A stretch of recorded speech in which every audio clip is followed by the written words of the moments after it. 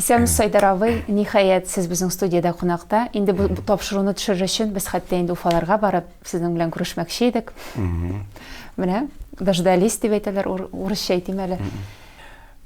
Юк, яхшырактыр дип уйлыйм, әгәр дә кайда ул тапшыру туган, алып барыла, миңа калса мин килергә тиеш булганмындыр дип уйлыйм. Шуңа бүген насыйп булгандыр. Мин дә бик шатмын, чакыруыгызга, ничектер миңа әле мин белмим нәрсә турында сөйләшербез. Кызыклы булырмы ул телевизор караучыларга. Шулай да мин күптән мондый интервьюлар биргәнем юк. Күптән андый тапшыруларда катнашканым юк, шуңа күрә берникадәр әле кызыграк булып тора. Әйдә сөйләшеп карыйк, шунакта. Менә мин кичә сезнең биографиягызны өйрәнеп утырдым. Быел төп-төгәл 30 ел сез сәхнәдә икән. Быел дип, әгәр алсаң 89 ел дип башласак, 89 елны беренче язмалар, беренче сәхнәгә чыгулар, инде конкурслар.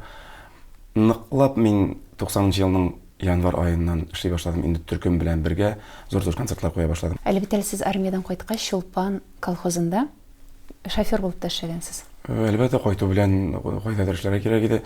Мен теге кайдадыр эш юлын, хезмәт юлында башларга кирәк. Мин Нягар районының Чулпан колхозында, җитмәсә мин бит инде аңа тиклем стипендиат булып укыдым. Шушы колхозның стипендиаты булып Уфа автотранспорт техникумында. Шуңа күрә мин хәтта закон буенча анда кайтырга тиешем армиядан соң. Кайттым, эшләдем, но шулай да әйттем инде, гафу итегез туганнар, миңа киләчәктә тагында укырга кирәк. Шуңа күрә сез мине җибәрегез дип мөрәҗәгать иттем. Менә безгә билгеле, сезне Зиләп армиягә озаткан, армиядан көтеп алган. Безгә мосы яхшы билгеле. Менә сез армияга киткәндә курку хисе бар идеме? Менә Зилә сезне көтмәс, башка егеткә гашык булыр дигән курку хисе. Андай уйлар бар, бер буладыр инде ул. Анда бит шуннан һәрвакыт ул заманда, белмим хәзер ничектер, ул заманда бар, армиядә да егетләр белән үзара аралашадыр, сөйләшәдер. Менә кемдер озаткан, кемдер көтмәгән. Менә шундый җырлар бар, шундый шигырьләр бар иде. Әлбәттә, күңелгә ниндер шум кирип куя инде. Шулай да Зилә мине бит озатып кына калмады, каршыгына алып түгел. Ул хәтта минем хезмәт иткән җиргә килеп җитте. Ансы инде аерым бер тарих, ансы инде аерым бер кино. Ансы сез белмидегез дә киләсен. Киләсен каян белим инде. Мин хәтта башыма да сыймады, башыма да кермәде. Мин бит уйлап карагыз, ул Советлар Союзы, мин Литва Республикасында, ул Вильнюс, Каунас, ул бик ерак безнең яклардан.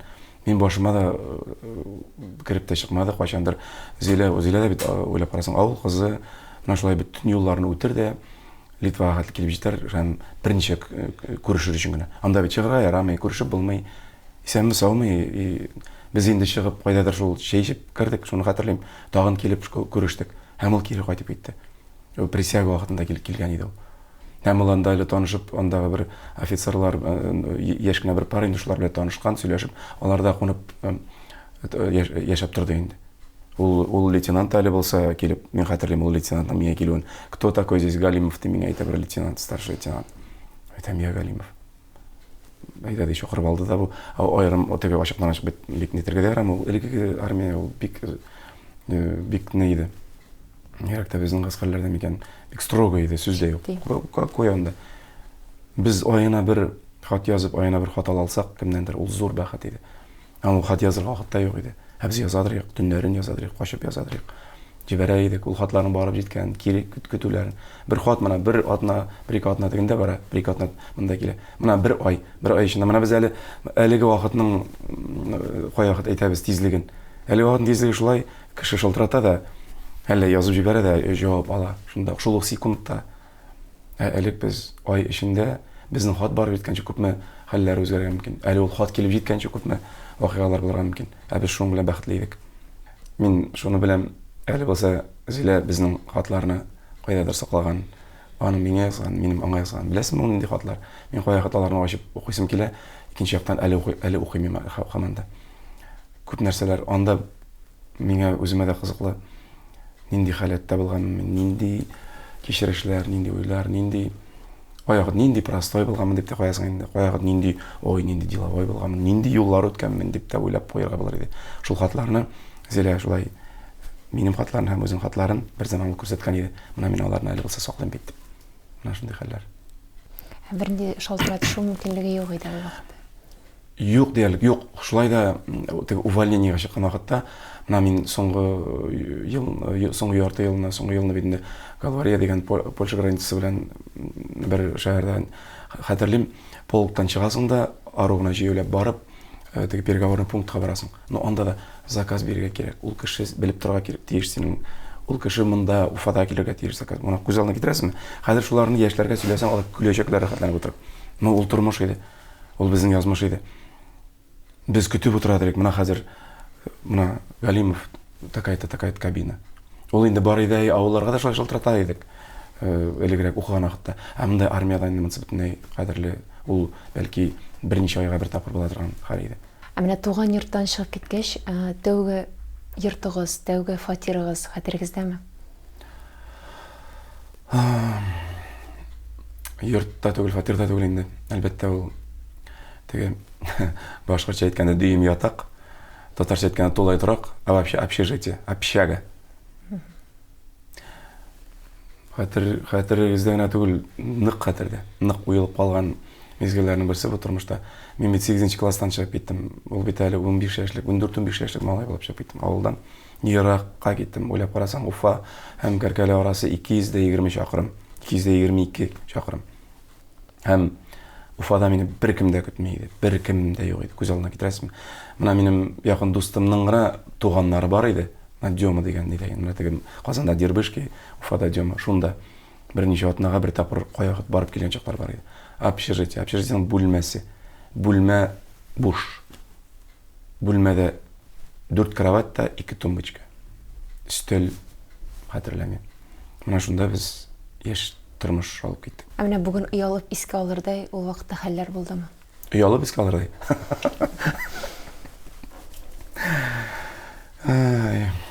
Без ана мине әтиемне чакырдылар. Вызвали ранене.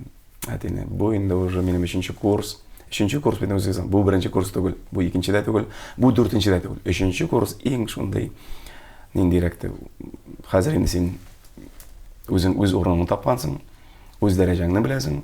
Әле диплом эшләре алда әле, күпмедер бер курс артта, синнән дә шәп кеше юк монда. Менә шундый вакытлар минем әтиемне чакырдылар. Әти бер нәрсә аңламый кайтып китте. Чөнки общежитие тормышында мин зур роль уйнадым һәм һәр вакыт шунда идем, кайнап яшидем. Заведующий отделением, автомобильное отделение инде бу отделением мине була яхшы гына яктан белә иде. А менә классный руководитель мине бөтенләй бетереп ташлаган инде. Всё, вот сегодня же можно выгонять вашего сына. Он вот это сделал, там, здесь.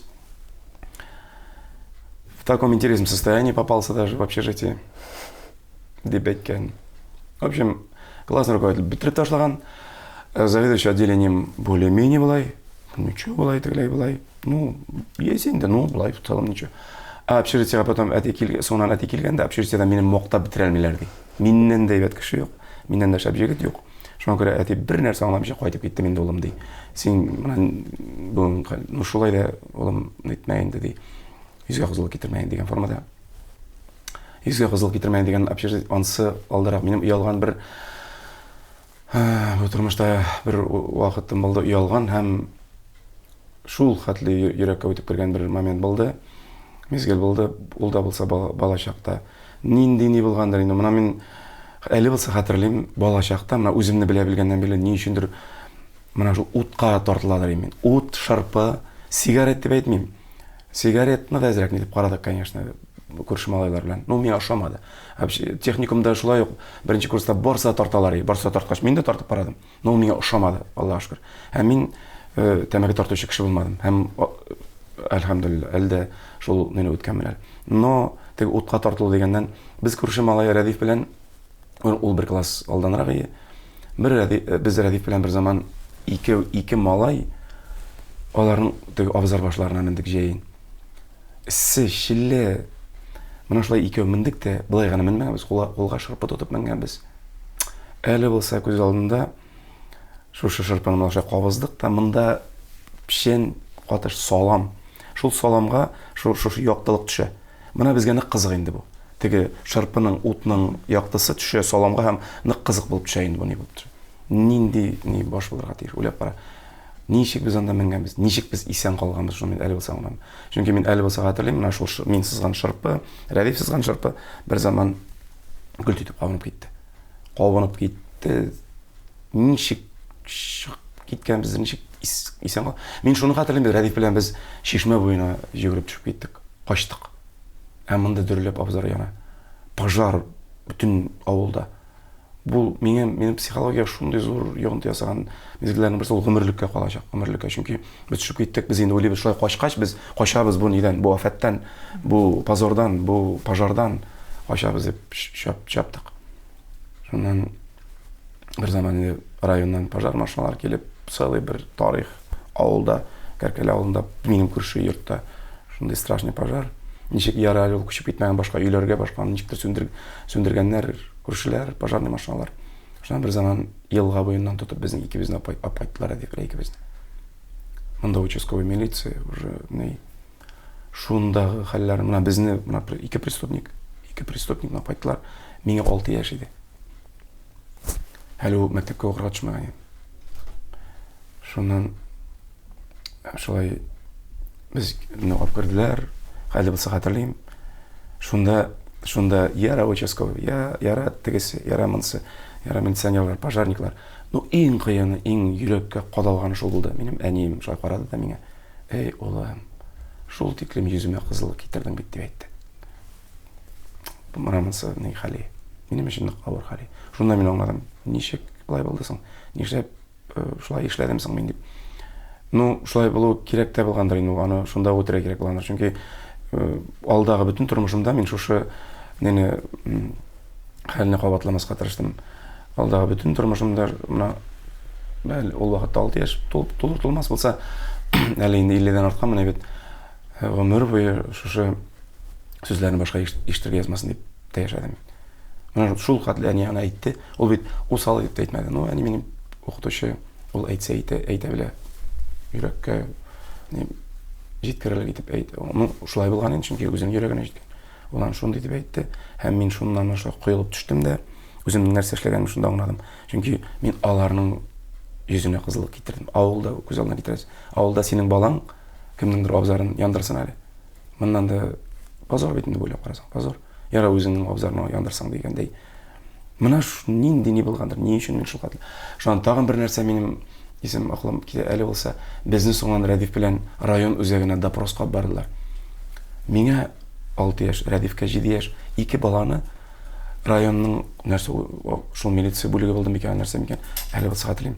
Беренче тапкыр район үзәгенә мин шунда бардым, допроска бардым. Һәм беренче тапкыр мине газетада яздылар. Менә монсы инде Дон китте. 6 яшьтә мине республиканың иң үзәге центральный газеталарның берсе булган Кызыл таң газетасына язып чыгардылар. Тимур Булатов Рәдиф белән Галимов Айдар шулай ут белән уйнап шулай пожар ясадылар дип. Шулай ул заметка бер җирдә бардыр инде ул. Менә шундый хәлләр. Әтеге райондагы нинә аңлап бетмим җигул. Элек булмады микән? Бала кеше бит, менә мин хәтерлим. Ничек булды бу хәл дип миңа сорадылар. Кем ни эшләде, нәрсә? Мин шунда бәйнә-бәйнә сөйләп утырдым. Менә мин шырпыны кабыздым. Менә шулай янып китте. Шуны хәтерлим. Ул допрос булды микән исән? Ул нык кирәк булды микән? Дип әле булса, ну шушы ул делоны ябырга кирәк булгандыр инде. Сезне учетка фәлән куймадылар. Белмим. Бәлки куйганнардыр да, бәлки нидер. Ну, бәлки яшь буенча нитмәгәннәрдер, чөнки 5-6 яшьтә. Ну, шул хәтле уелып, кирип калган йөрәккә һәм менә ул вакыттагы шушы кылган гамәл дип әйтим микән инде бу аңлы рәвештә дә түгел инде. Ну, менә бу теге уеннан уймакчылар дип әйтәләр, менә шул инде бу. Менә бу зур бер ни булгандыр дип уйлыйм инде бу. Алдагы тормышка бер сигнал булган. Балачакка әйләнеп кайткач, сорыйм әле, ул вакытта сезнең кумирыгыз кем иде? Инде кумирлар бар идеме ул вакытта? Без балачакта инде кумирлар бәлки әлеге дә баягы әйләнеп кайтабыз инде шул спортка. Чаңгыда шуышлар Вячеслав Веденинны хәтерлим. Мәсәлән, әлбәттә хоккейда ул Харламов, Валерий Харламов сүздә аның Харламовның шундый легендар уйнаган чаклары. Без хәтта хоккейда уйнаганда һәрберебездә ниндер псевдонимлар була турган. Теге без битинде Айдар анда кем дип кычкырасың инде ул сүздә. Айдар анда Халил Радиф дип кычкырасың. Ә була инде имеш менә мин инде не Айдар Галим булгач, мәсәлән, Александр кемдер анда имеш исем инде без хоккеист. Кемдер анда шундый исем, мондый исем. Шул кумирлар булгандыр инде безнең. Иң зур кумир безнең Леонид Ильич Брежнев булгандыр инде ул вакытта, чөнки туганнан бирле Брежнев белән бергә үстек, тәрбияләндек. Брежневны бергә соңгы юлга узаттык, бергә дип әйтәм инде. Әле булса хәтерләйм, техникумның 1нче курсы, 8нче класстан килеп кенә. Актовый залда утырып, аның соңгы юлга узатканны бүтән ни белән җыелышып карадык. Ул да үзебезгә кумир, шундый система бит инде, шундый пропаганда иде, шундый сәясәт иде. Кемнәр теге музыка ягына килгәндә инде төрле ниндидер группалар килеп чыга иде ул. Мәсәлән, Машина времени вакытта килеп чыкты. Машина временең төрле җырлары, шул вакыттан кызыклы җырлар. Юрий Шевчук, ниндидер җырлар, Не стреляй, город Уфа турында теге җырлар. Шуннан Шевчукның Уфадан икән, шунда мин белгәч хайран калган идем. Карам әйтәм, Шевчук та Уфадан дип. Менә шундый ниндидер группалар, менә шуларга инде игътибар, ниндидер шите группаларында музыкалары яңгырый башлаган иде. Тик без аны мин мәсәлән авыл баласы буларактыр инде бик белеп бетмидер исемнәре буйлап. Мин шуны аңладым. Шәһәргә килгәч инде техникумда укый башлагач, шәһәр егетләре аларны инде бик нык тыңлыйлар, беләләр иде. Ул инде норма дип санала иде. Менә яшерен булса да, ниндидер западный төркемнәрнең җырларын белү, тыңлау, ул инде модно дип саналады иде. Без бик белеп бетмидер дөресен икән. Бүгенге көндә кумирларыгыз бармы? Менә кем белән хәзер капма-каршы утырып сөйләшер идегез? Мин, мәсәлән, Кобзон белән сөйләшеп утырасым килер иде. Миңа калса, күп кенә уртак фикерләр булыр иде кебек. Бик күп җырчылар бар, бик күп эстрада җырчылары бар. Күпләр алар миңа бик кызык түгел. Мин аларның тормышларын якынча инде күз алдына китерәм. Аларның дәрәҗәләрен дә, аларның тормышка булган карашларын да, алардан кумир ясамыйм мин. Әмма була ничектер шәхес буларак кызыклы кешеләр, как личность, не как певец. Теге җырчы гына дип, әлбәттә, җырчы буларак та бик ягым. Менә мин Ясин Давыдовичның шугатлы кая гына барса да һәр вакыт формада, кая гына барса да һәр вакыт җырлау, мотор итеп җырлавын, тирләй җырлавын. Һәр кая гына барса да үз ни булуы миңа ошый иде һәр вакыт. Үз позициясе булуы һәр нәрсәгә, үз карашы. Теге ни булган өчен генә түгел. Менә шулай модно, шулай кирәк. Шулай эшләсәң моторрак була, шулай эшләсәң халык кашыйсың түгел. Үз позициясе, гражданский позициясе. Батырлык хәтта. Мин әле булса хәтерлим, җырчы кеше бит ул, иҗат кешесе, шуңа карамастан курыкмыйча, менә үрнәк башкаларга. Җырчы кешегә бит ни шуңа карыйлар, җырчы инде шуңа җырлап йөри инде ул. Ул инде шулай инде. Әмма җырчы кешенең дәрәҗәсен күтәргән кеше буларак та әйтер идем. Нордост операциясын хәтерләйсезме? Бер курыкмыйча террористлар белән очрашырга кирип китте. Кобзон. Менә шуны мин әле булса, бу зур ниндидер поступок дип әйтер идем. Гомумән кеше, адәм баласы иҗат кешесе булсынмы, ул ниндидер популяр кеше булсынмы, барыбер ниндидер эшләгән поступоклары белән аның турында фикер йөртеп була дип әйтер идем мин. Аның турында аңа бәя биреп була. Теге мотор итеп җырларга мөмкин, мотор итеп сикерергә мөмкин, мотор итеп сөйләргә, мотор тапшыруларга барырга, модно итеп киенергә, гел генә теге тренд табылырга, гел генә популяр булырга, гел генә мотор җырлар җырларга. Шәхес буларак пустой булырга була. Мин кайбер кешеләрне әйтмим, Россия эстрадасында сүз бара мәсәлән. Миллионнар табыналар аңа. Кеше буларак мин аны күреп торам. Пустой икән мәсәлән. Шуңа баягы разочароваться итәләр яшьмә кешеләр теге кайбер кумирларда.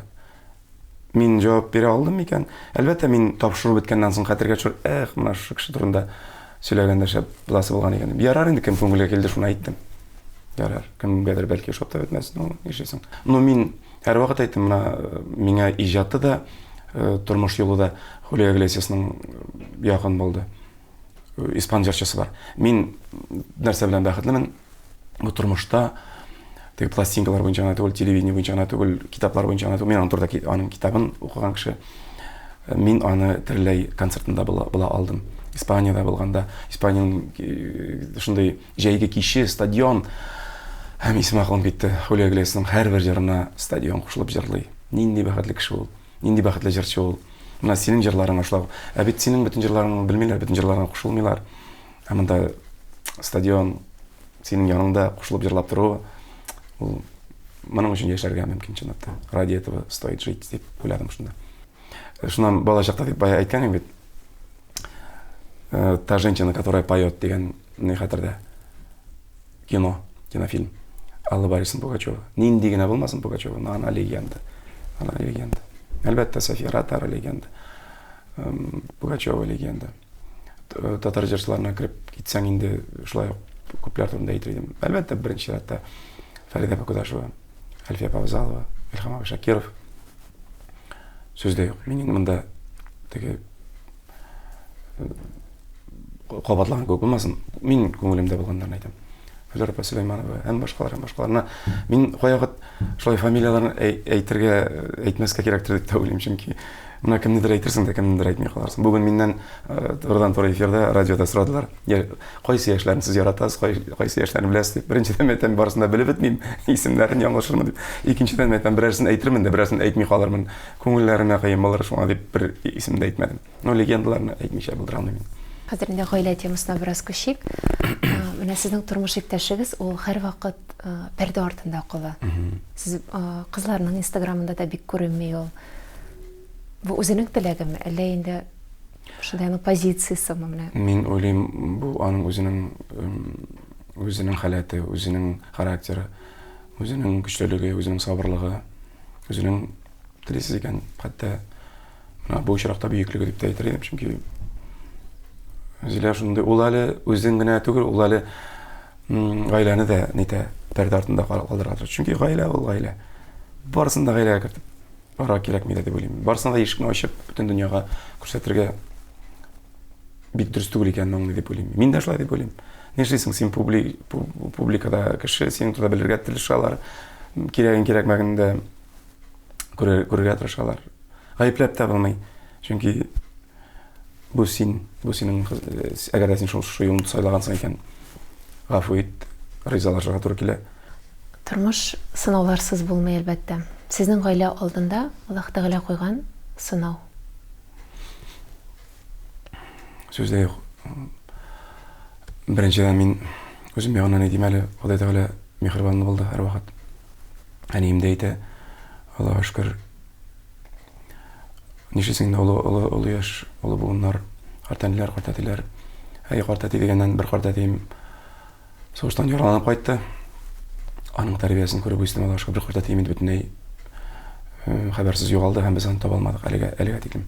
Мин әтием турында гел уйлап куям инде. Үзенең әтисен ул бер кайчан да күрмә, 3 айлык булып калган ул киткәндә. Армиягә киткәндә, армиядан кайтып килгәндә инде аны фронтка алып китәләр һәм бер кайчан да әйләнеп кайта алмый. Монсы инде безнең язмыш, монсы безнең ил язмышы сүздә юк. Менә Зилә ягыннан авыррак булды. Башта әтисен, аннан әнисен, аннан инде бер абыйсы, аннан бер сеңлесе. Шулай һәрвакыт гаилә белән шуларны кичереп ничектер бергә булырга туры килде. Ул инде анда да бирешмәде, анда да баш имәде. Аның сабырлыгына, аның түземлегенә исем акылым китә. Сынауларны бирә инде Ходай Тәгалә һәр гаиләгә дип әйтим, һәр балага дип әйтим, һәр бер бәндәгә әдәм. Ул билай гына бирми инде, ул бит сигнал формасында да. Семьяга килгәндә балалар белән дә нишлисең бит менә бала чактан Айгизә кызыбызга операция эшләргә туры килде. Шул күзгә бик җиңел булмады. Бала кеше бит ул. Балага булган ниндидер авырлык ул йөрәккә ничектер бик нык үтеп керә. Үттек Аллаһка шөкер, әле булса ничектер Айгизә барысында ничектер шуннан бала чактан ук ничектер бирешмичә атлый белде. Шул тормыш юлларыннан. Аны шуннан ул ничектер характерда ничек барлыкка килгәндер дип уйлыйм. Әниемә рәхмәт, әнием молодец. Бирешмәскә тырышты һәр вакыт. Әти белән авыррак булды һәр вакыт. Мин әйттем бит, әтинең 80 яшы булганда, шушы яшькә, шушы сынауларны үтеп, әтисез үсеп, гомер буе колхозда, гомер буе машинасында булып, тимер томыр арасында булып, шул хәтле сынаулар, шул хәтле операциялар үткәреп, шушы яшькә җитүне мин батырлык дип саныйм. Чынлап та әтинең кичергәннәре, бу пычак астына керүләре, мин һәр вакыт шунда янәшәдә булдым бит. Менә кайгы уйлап куям, миңа бирелгән кайбер авырлыкларны сынауларында үзенә алмадым икән ул дип тә уйлап куям. Беләсезме, шундый уйлар килеп туа куя. Мин бик авыр көннәр булды. Аның 70 яшы тулыр алдыннан, аңа тиклем мин 60 яшын үткәрдек, аннан китте. Шундый целая серия барысына сөйләп торга. Узак иң авыры булды аны 70 яшы тулыр алдыннан, анда инде авыррак, начар әйбернең бер ноктасын таптылар. Һәм әти әлләнчә операцияннан соң профессорга, минем бер дустыма кердек тә, ул профессор әйтте инде, мине гына абзый, шундый хәлләр бит әле диде. Әти шунда әйтте. Юк инде, туганнар, мин риза түгел бу юлысы диде. Күпме операция кичергән. Анда ул шундый профессор шундый сүз әйтеп куйды, минем дә йөрәгемә кадалды ул. Мин гына абзый, менә әле син юк дип әйтәсең, бер 3 айдан соң син бәлки яңадан килерсең, тик инде соң булачак диде. Шуннан шул вакытта әтинең күзенә яшьләр килде, шуны хәтерлим. Шул хәтле шундый авыр операция көтә иде безне. Анда инде инде менә шулай чыгабыз бу якка, инде белмим, дөнья хәлләрен дигән хәлләр иде. Мин шунда бөтен дөньямны ташлап, әти белән бер палатага кереп яттым. Менә шундый бөтен концертлар, планнар, тегесе монсы. Бер атна гына мин шушы операция алдыннан әти белән бер палатада яттым. Үзем яттым, менә сорадым да, мөмкинме мин шулай кереп. Бәлки без шушы вакытка тиклем әти белән шулай аралаша алмаганбыздыр, сөйләшә алмаганбыздыр, фикерләр үтәлмәгәнбездер, фикер алыша алмаганбыздыр. Хәзер соңыннан анда бәлки инде мөмкинчелекләр бик булмаган. Менә шушы атна, рәхмәт Ходай Тәгаләгә шушы атна өчен без ничектер әти белән, ул белән әти һәм ниндидер якынлык. Ул гомер буе шулай булды инде. Әти бер кайчан да сиздермә, ул бит авыл кешесе, ул өлкәй булган кешесе. Ул бер кайчан да, ул һәр вакыт катырак булды. Шулай ярата иде ул безнең балалар, һәр вакыт яратты. Менә шунда нәрсә күз алдында бер атна үтте һәм иртәгә менә бүген операция. Әле ул сәгатьлем шулай аны озата килдем дә, шушы реанимация, шул операционный алдыннан. Әти шулай борылды да, мин пошел диде дә кирип китте. Шундый бирешмичә, шундый батырларча. Мен күз алдына китердем, менә сугышта булса ул амбразурага шулай кирип китәр. Менә ул шундый кеше. Шулай кирип китте операция. Ничәнче операция һәм иң авырына. Мин кире палатага бардым да, просто үксеп җыладым. Мен җыладым. Үксеп җыладым. Әлдә җылаган менә бик авырлар иде. Һәм шунда әлләнчә сәгатьләр буе шул палатада чыкмыйча көттем. Операциям тамамлану. Һәм Ходай Тәгалә тагын мәрхәмәтле булды. Тагын шуннан соң әле 10 ел яшибез, Аллаһка шөкер. Шундый бу сынауында бер яктан әни, бер яктан апам, туганнар, Зилә, балалар. Шайтыр барыбыз бергә булгандан ничектер врачлар, дусларым, профессор Нартайлаков, минем шул операциялар аша якын кадерле дустыма әйләнеп киткән Ходай Тәгалә кешесе. Чынлап та аяк түләп торабыз да, хирурглар шул тиклем якыннар Ходай Тәгаләгә. Аларның кулы белән эшләнә күп нәрсә. Яшьләнми. Шунда тагын аңлыйсың, Алла ярдәм берсен хирургларга, врачларга, гомумән. Менә шул вакытлар ничектер күз алдына килде. Сынауларсыз булмый инде, сынаулар алда да булыр инде, шулай да күтәрергә Ходай Тәгалә көч берсен барыбызга да. Шулай. Булганына шөкер итеп, рәхмәт итеп яшәргә. Ревдә бүгенге көндә үзегез хәзер карт әти. Карт әти дигәч, тагын инде Сездә дәвәти карт әти ничек? карт әти диләр бездә, карт әти диләр. Үзем карт әти. Әлеге дә баягы әтигә иң беренче барып әйттем. Ул вакытта әтине инде теге күз буенча нигә барган идем, врачка алып барган идем. Шулай операция. Шунда инде әтигә иң беренче аңа килеп әйттем. Әтим әйтә, мин дә карт әти булдым бит дидем. Менә әти шулай бит. Шундый каты, шундый ни әти, күзенә яшьләр килде. Күзенә яшьләр килде. Ул шунда мин әле бик аңлап бетмәгән идем, ә ул аңлады шикелле. Хәлнең нинди зур шундый бәхет икәнен дә минем өчен дә шатлангандыр, үзе өчен дә шатланып куйгандыр. Шулай карт әти булу инде аерым бер статус, аерым зур бер бәхет. Менә зур бәхет. Мин аны инде аңлаган кеше аңлый, аңламаган кешегә аны сөйләп кенә аңлатып бетеп булмый, аңларга ясын. Һәрбер кешегә, һәрбер гаиләдә менә шулай балалар булып, балалар тормышка чыгып, тормыш дәвам итү битендә бу. Тормыш дәвам итү һәм синең ниндидер бер тормышыңның яңа этабы, яңа бер мизгеле, матур мизгеле, кызыклы, кадерле. Әле без аны һәр көнне тоябыз, шуның белән бәхетлебез. Бирүк шушы бәхетне Ходай Тәгалә артып күрмәсен, яңадан яңаларын үстереп торсын дип әйтер идем. Чөнки бу аңлап бетерелмәслек ниндидер бер хәл, ниндидер бер мәхәббәт әйтәләр бит. Әллә үзегезнең миңа да бик кагыла инде. Үзебезнең балаларның үскәнен дә күрми дә калдым шикелле. Аны шулай йөреп, җырлап, гастрольләрдә булып. Рәхмәт инде балкайларга, кызларыма, хәзер инде улыма барыбер дә әти әллә кайда йөрдең син дип бер дә алай битерләмәделәр. Һәр вакыт көтеп тордылар. Әле дә ничек тә мине аңлап, минем профессиямны шунсын да әйтәсем килә. Әтәк үсә үзләре хәзер кемдер гүзәл кызым әни буларак Айгизә шушы юлдан барарак минем хезмәтемне тагын да ныграк аңлыйлар. Элек бәлки бик аңлап та бетмәгәннәрдер. Ничектер кайдадыр җырлап кына йөри күк дип бәлки кабул иткәннәрдер. Кайдадыр гастрольдә, еракта, әти кайдадыр йөри күк. Нинди хезмәт икәнен бәлки хәзер ныграк аңлыйлар кебек. Карт әти ролен ничек башкарасыз? Сезнең үзегезгә генә баланы калдырып китәләрме? Үзегез генә Софияны алып прогулкага чыгасыз? Алай, нигенә алай, миңа ничектер аптырап та торам әле. Мин инде булай өземне яшь кенә карт әти дип үз алдына китерәм бит. Шунда бу барыбер күңел бит, барыбер яшь карт әтиме син? Карт әтиме анда күңел бит бер төрле торып кала икән. София кызым белән без ничектер бик тиз уртак тел таптык дип әйтик. Ул сөйләшмәгәндә дә ул уртак телне тапкан идек инде. Менә якынлык була бит. Аның шундый якын итүе, үз итүе, ул якын иткән саен тагын да нарак якын итәсең.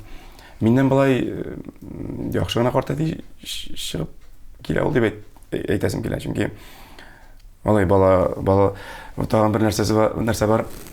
Мин бит инде күп балалар өчен күптән ниндер абый кеше. Ничә тулы бер буын балалар үзе бетте бит инде. Мин аларны һәр вакыт сәхнәдән каршылай идем. Концерттан соң очрашам, фотоларга төшәсең, барыбер тоеп, яратып, шулай үсә. Ничектер тәҗрибәдә туплаган микән мин бик менә Софияны карый да алырмын кебек, алып та кала алам, телисең икән, мин аны ничектер нәрсәгәдер өйрәтергә дә булдыра алырмын кебек. Үземнең кызларымны шулай тәрбияләп утырырга да бик вакыт булмады шикелле.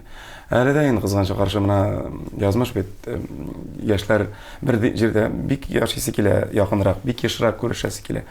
Шулай да һәркемнең үз язмышы, үз гаиләсе, үз планнары, алар инде бездән читтәрәк. Менә шу ике арада яшьмә йөрергә туры килә. София тартып тора, София якын әйтә безне. Кияүгездән уңдыгызмы? Мин менә телевизор өчен генә әйтмим. Моны инде кияүм белән кызым вряд ли карап утыра алалар Мәскәүләрдә, белмим инде. Шулай да мин уңдым икән шунда аңладым. Уңдым икән шунда аңладым беренче чиратта. Теге башка якларны карамыйк. Уңдым нәрсәдән мин кызым өчен тынычмын. Ул зур нәрсә, иң зур нәрсәләрнең берсе түгел микән ул. Әлбәттә, аларның ниндидер житейский проблемалары булырга мөмкин. Эш, зарплата, яшәү, тегесе монсы, бытовой ниндидер проблемалар. Ансы икенче, ансын алар бергә чишеп чыгарлар, җиңеп чыгарлар. Бездән ниндидер файда, ярдәм бар икән, бездә ансын эшләрбез кулдан килгәнчә. Артыгын түгел, кулдан килгәнчә. Алар артыгын көтмиләр дә, алар үзләре тырышалар, минем өчен ансы да күңелле. Мин иң беренче Артурның белән Гүзәлне күрү белән, аларның мөнәсәбәтләрен күрү белән күңелем тыныч булды да куйды. Мин еш кына, мин бит туйларда бик күп булганым бар инде. Кунак буларак та, җырчы буларак та, дуслар арасында да. Еш кына мин әтиләрнең кызларын кемгәдер кияүгә биргәндә бик нык борчылуларын һәм бик нык кайгыруларын күрәм. Мин кайгырмадым. Мин бик тыныч булдым. Мин үземнең кызымның туенда кунакта утырган кебек утырдым һәм шатланып утырдым. Менә бу бер күп нәрсә. Күңел бит сизә бит, шуңа күрә без Артур кияү белән дусларбыз. Ничектер ерләрчәле ул. Менә шунысы да минем өчен бик кыйммәтле. Ул мине аңлый, хөрмәт итә. Шул вакытта без аның белән иркенләп аралаша алабыз. Һәм иң мине шатландырганы аның, минем кияүемнең, минем кызыма булган мөнәсәбәте. Мин еш кына аңардан үрнәк алырга тырышам хәтта. Менә бит ничек булай да булай икән бит. Без бит инде әзрәк икенчерәк тәрбияләнгәнбез. Ир-ат ул менә шулайрак булырга тиеш, хатын-кыз әзрәк нирәк булырга, үз урынын белергә тиеш дип. Хәзер яшьләр ничектер икенчерәк, ул плюстырмы, минустырмы, бу чиракта миңа инде ничектер күңелемә якын, хөрмәт белән яратып, мөнәсәбәтләрен шулай карап торам да, һәм гаилә, бала дип, ничектер яшәйләр. Шулай булсын, күз тимәсен. Мин нәрсәдән генә куркам, еш кына каршы да булам инде, кызым әйтәм, барысын да чыгармагыз инде, бөтен теге фотоларыгызны, видеоларыгызны дип дигәнем хәзер үзем дә инде шул юлга бастым шикелле, шул Instagram юлына. Ну, тормыш, әлеге заманның таләпләре хәтта. Шуңа, ну, шулай да еш әйтәм, барысын да бәлки нитмәгез, кешенең күзе тимәсен дип әйтәм. Күз тимәсен, менә шул гына, әлеге. Айдар абый, җавапларыгыз, ихлас җавапларыгыз өчен зур рәхмәт сезгә. Гаиләгезгә иминлек, Амин. эшегездә зур уңышлар, тагы да матур хитлар көтсен сезнең алда. Амин. Тамамлап шуны әйтәм, балачакта мин әлеге дә баягы кумирлар дигәннән әйләнеп кайтам инде. Футболистлар арасында бик шәп бер футболист бар иде, Олег Блохин.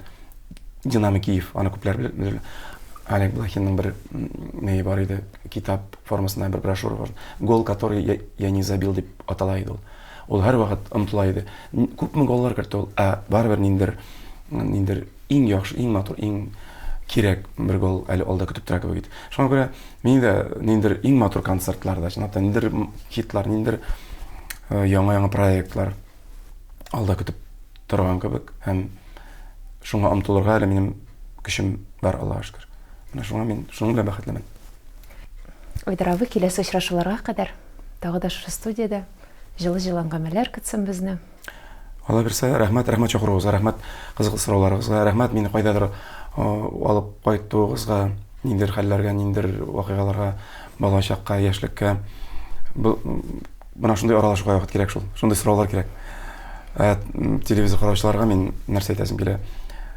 Чынлап та күзгә күз карашып. Мин бүген бөтен әйткән сүзләрем, сөйләгән сүзләрем экран өчен булмады.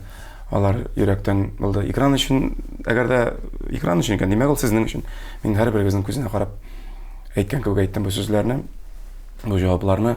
Мин сезгә дә һәрберегезгә бик матур изге теләкләрем һәм үзегезне саклагыз, үзегезне каягыт яратыгыз. Бер үк сынаулар бик күп булмасын, ул сынауларны җиңәрлек, күтәрерлек булсын. Шатлыклар, бәхет, елмаюлар, матур очрашулар күбрәк булсын бу тормышта. Шундый теләкләр сезгә.